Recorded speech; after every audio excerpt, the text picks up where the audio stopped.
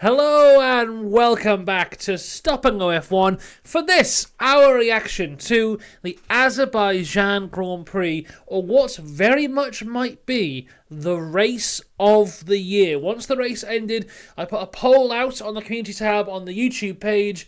At the minute, it is 67% of people saying that was the best race we have seen this year, and I have to agree with them. I thought that was absolutely incredible. Everything that you could want in a race was in this race, and it was gripping from start to finish. We'll get into all of it and more just in 1 second. Firstly, remember to like and subscribe, those are the rules. And secondly, a huge shout out to our members, Dakota, The Joyous James, Robin Myers and Cinnamon Strudel. If you want to become a member, the link is in the description from the low price of 99 pence. So, let's get into this then. We go back to the start of the race.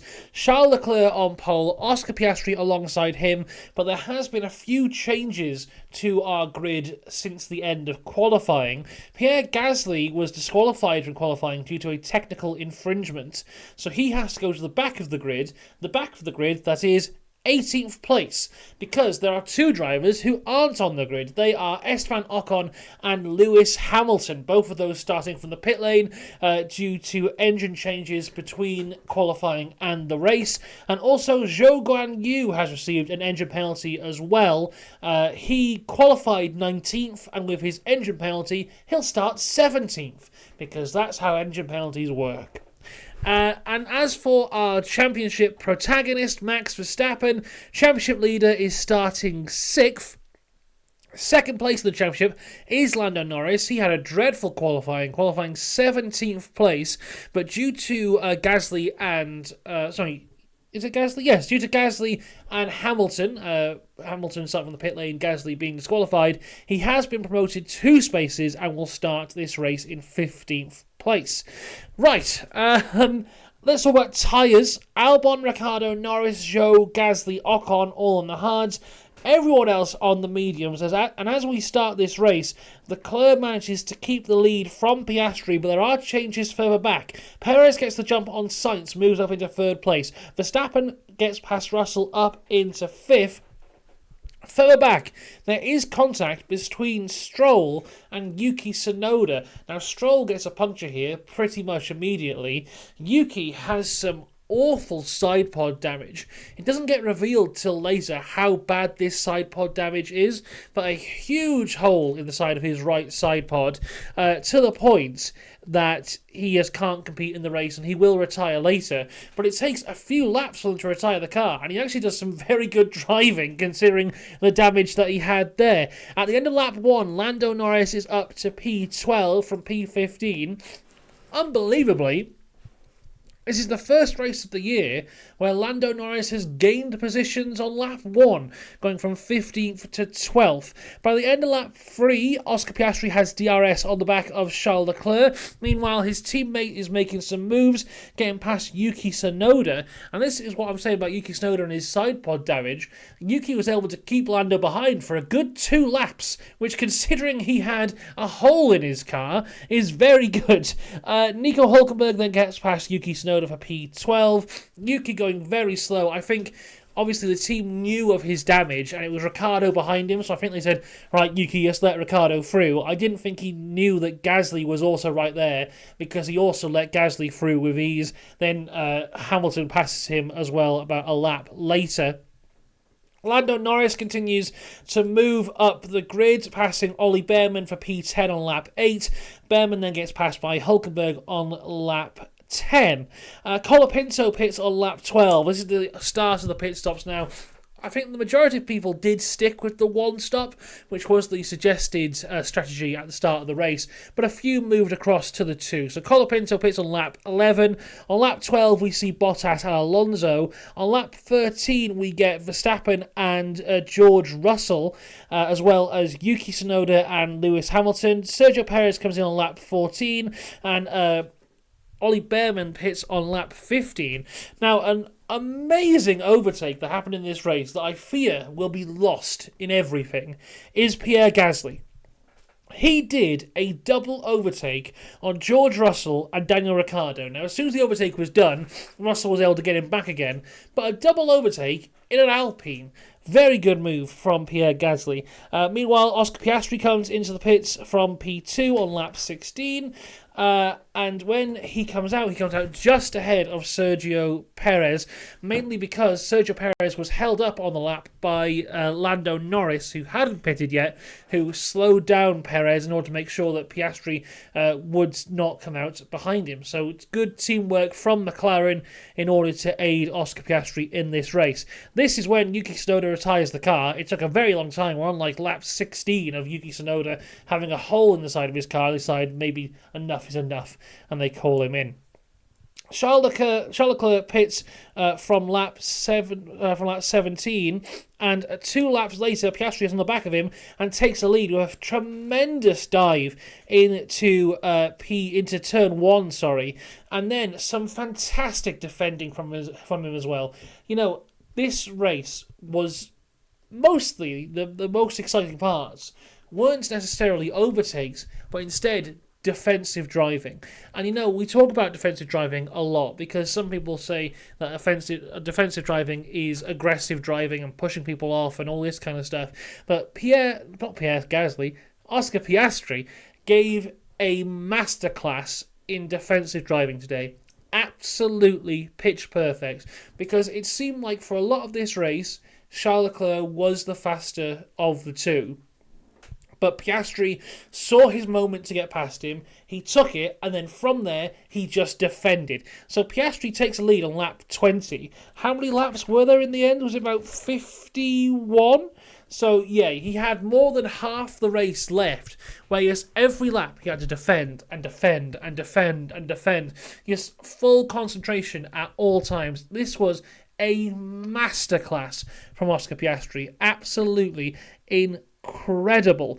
And with all this defensive driving with Piastri and Leclerc, what this allows is Sergio Perez to join this party. Now let's talk about Sergio Perez briefly here, because he was incredible. This is the best I've seen Sergio Perez in years. I'm dropping my pen, but this was incredible. And you know, we often see this the other way around in Red Bull, where Max has a very good race and Perez is just nowhere. They literally have swapped positions here, because Perez was up there, he was in there, he was in the battle for the win of this race, and Max was just struggling and struggling and struggling.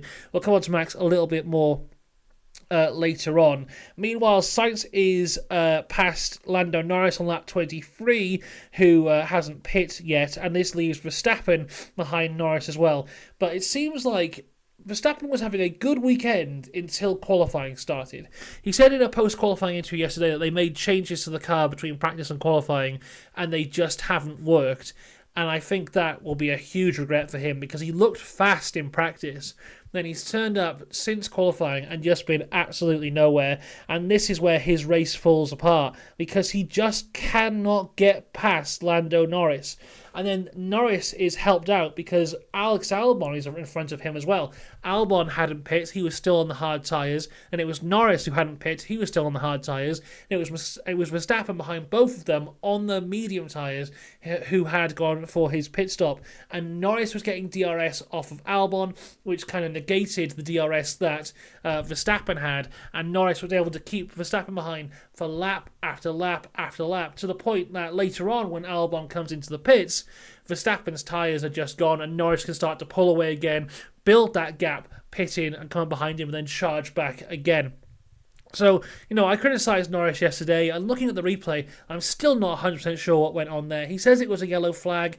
I can't really see it personally, if I'm honest with you, and he did mess up the lap as well. I think, like I said yesterday, I think it was a mixture of things that went into that bad qualifying performance from Lando, but here I think he played it basically perfectly. It was a fantastic race from Lando Norris.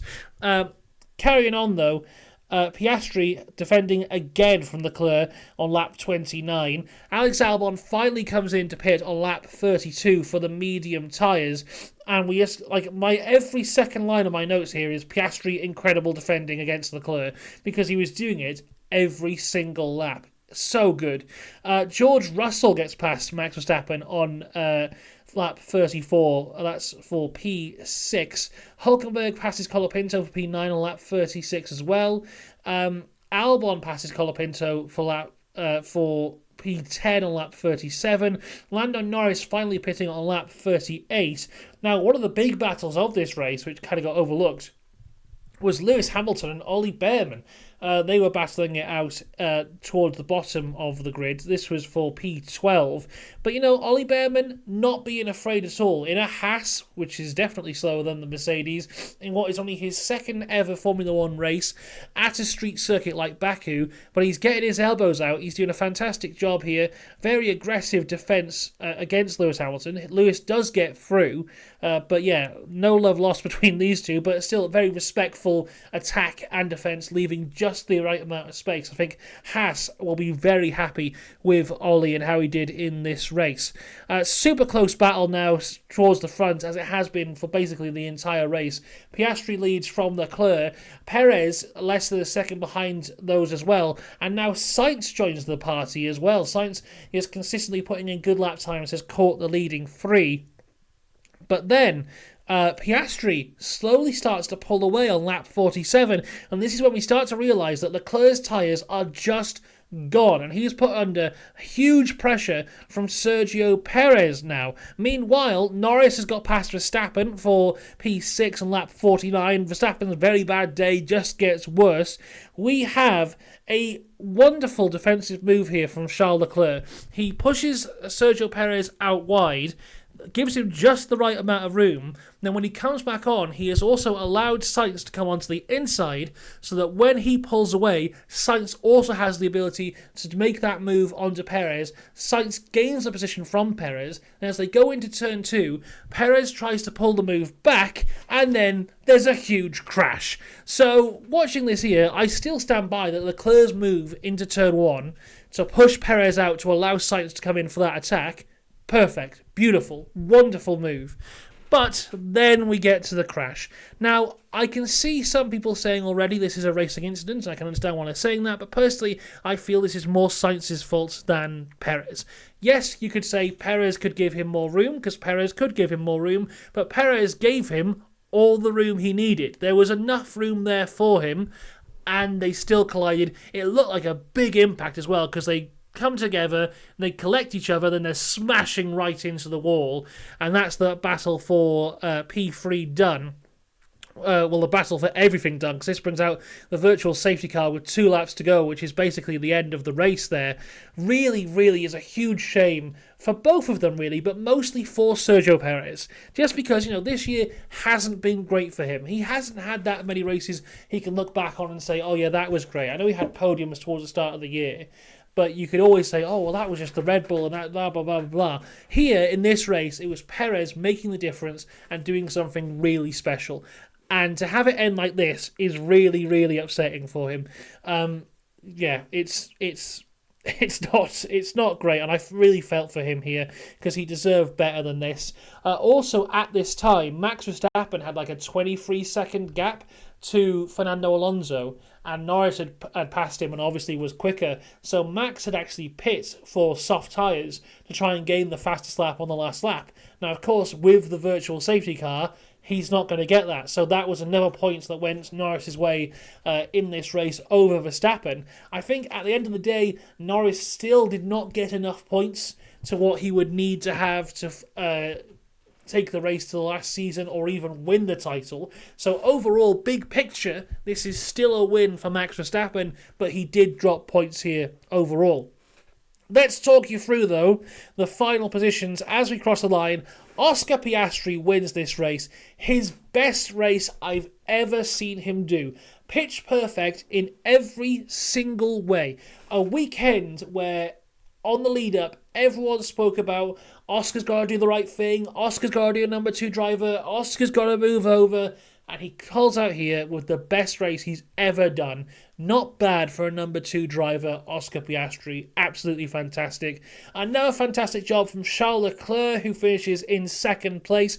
George Russell on the podium. in P3. For the second time this year, George Russell gets a podium because two drivers ahead of him crash in the closing section of a lap. So there you go, George Russell. You know, he just did consistently well. He put his car exactly where it should have been, and he benefited from that there. Lando Norris in P4. A fantastic recovery from him. Did everything perfect in this race. Of course, you know, a lot of these guys did benefit from the whole Sainz and Perez thing, but that's out of their control. Norris did a great job finishing P4 after starting 15th.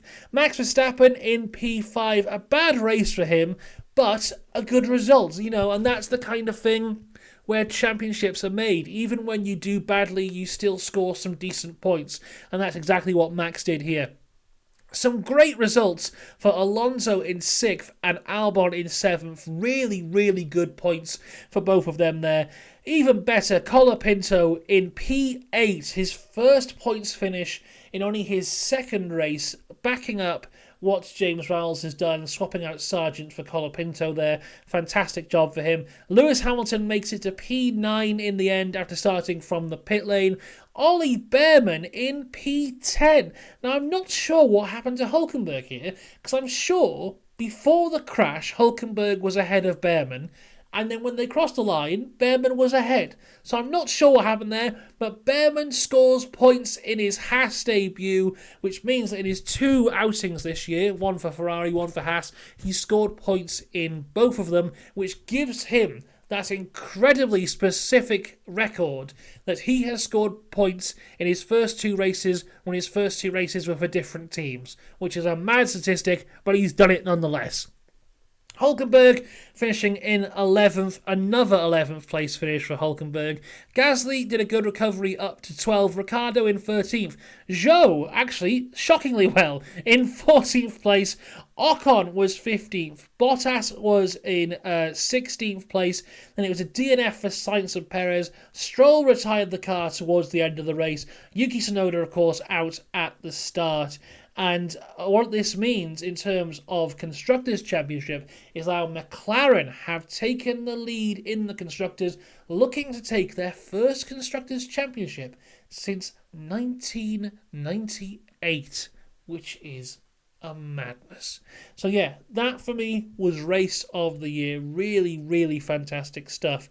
I'm looking forward to next weekend, because next weekend is the Singapore Grand Prix, one of, if not the best tracks we go to every single year, so I cannot wait for that one. Hopefully I will see you there. We'll have all things Singapore Grand Prix next weekend. The preview will be out on Friday, full coverage across the weekend. I think F1 Academy is there as well, so we'll be talking about that as well. Let me know in the comments, was this the best race of the year? What did you think of it? I'd love to hear what you have to say. Until then though, have a good one. I'll see you next time. See you tomorrow for driver ratings. I almost forgot. That's coming tomorrow. I will see you then. Have a good one. Goodbye.